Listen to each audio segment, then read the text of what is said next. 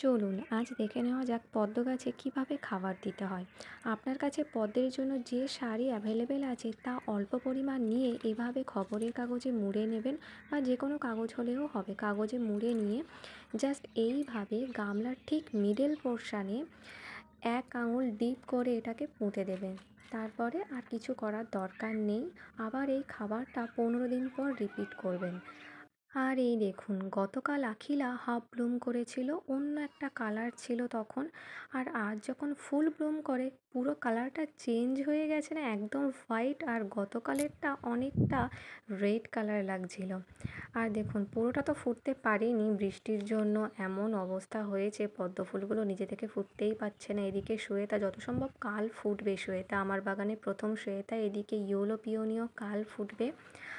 আর এদিকে আছে অ্যামেরি ক্যামেলিয়া, সাথে আরও একটা কুঁড়ি, তলায় আরও কুঁড়ি আছে ছোট্ট ছোট্ট। আর এই যে থাম্মোর কুঁড়ির হাইটগুলো কেমন শর্ট হয়ে গেছে না, কেন বলুন তো? কারণ এখান থেকে আমি রানার তুলে এদেরকে আঘাত দিয়েছিলাম, তাই এরা শর্ট হয়ে গেছে আর বাড়তে পারিনি। এই কারণেই আমি রানার দিতে চাই না, ফুল থাকাকালীন আমি রানার একদমও দিতে চাই না।